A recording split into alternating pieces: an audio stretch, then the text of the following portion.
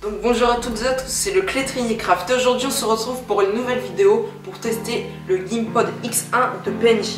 Stabilisation sur 3 axes, la batterie elle dure de 9 à 12 heures, motorisation haute performance, application mobile PNJ Gimbal qui est compatible sur l'App Store et le Play Store, joystick et zoom, et l'orientation pour filmer en portrait ou en paysage. Donc on va l'ouvrir. On tombe sur un petit papier qui dit comment bien le mettre droit, un petit code promo et le manuel. Donc quand on ouvre, un petit plastique, un câble pour le chargement et le gimbal. On peut brancher un autre bras en dessous là pour que ça soit plus grand. Comme ça là. Voilà. Sur le PNJ GamePod, il y a un bouton on et un bouton mode, un petit joystick. Il y a le bouton pour le zoom. Il y a un petit capuchon pour le chargement. Donc là c'est pour charger ton téléphone pendant que tu filmes. Et pour charger le GamePod. Donc la charge c'est 5 heures. Ouais c'est ça, 5 heures. Et l'autonomie c'est de 9 à 12 heures. Donc pour l'allumer, il faut appuyer longtemps sur le bouton on. Mais avant de l'allumer, il faut toujours placer le téléphone, sinon ça peut allumer les moteurs. Quand tu places ton téléphone, tu places comme ça là. Et une fois que tu l'as au bout, ici là, ici il y a une genre de petite molette. Je la dévisse au maximum. Et après tu dois le régler pour que le téléphone reste droit. Donc là, il penche, on va le ramener. Là il est bien droit. Je peux resserrer la petite vis. Voilà. On appuie longtemps sur le bouton on. Voilà, là on voit qu'il s'est mis droit. Donc là on n'est pas encore dans l'application. Elle est compatible sur l'App Store et sur le Play Store.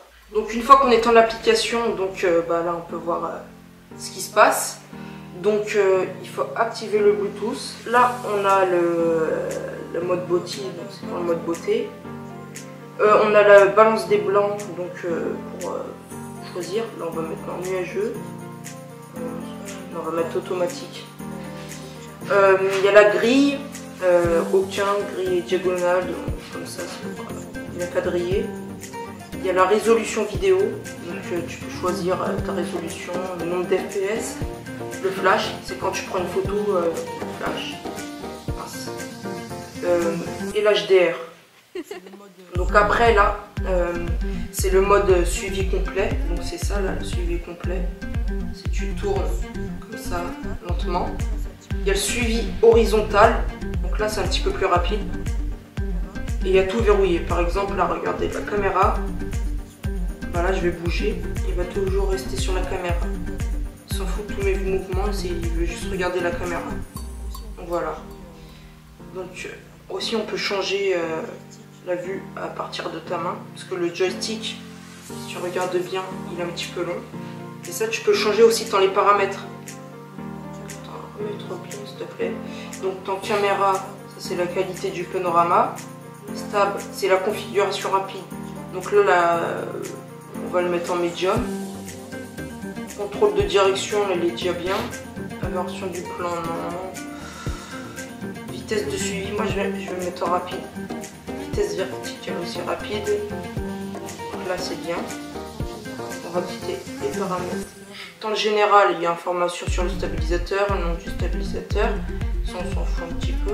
Donc là normalement, attends, je vais changer le mode pour tester. Voilà, là on voit. C'est même un petit peu trop rapide. Médium.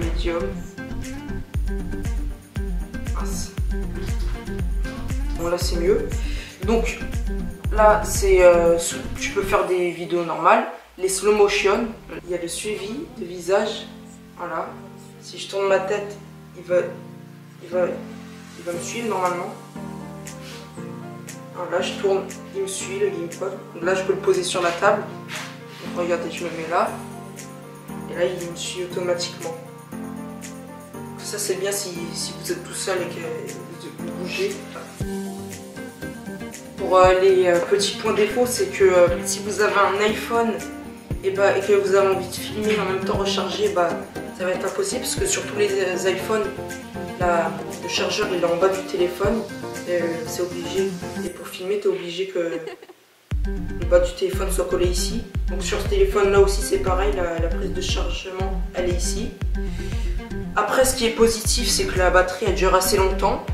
Elle dure de 9 à 12 heures. Ça marche aussi là, comme ça. Les moteurs ils font pas de bruit donc ça c'est un point positif aussi. Là nous allons faire le test marcher dehors avec des à-coups ou autre chose. Donc là je marche. Voilà. Je marche normal.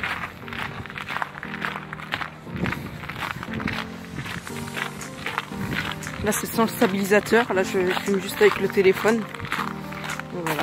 Maintenant là je fais demi-tour. Je vais courir.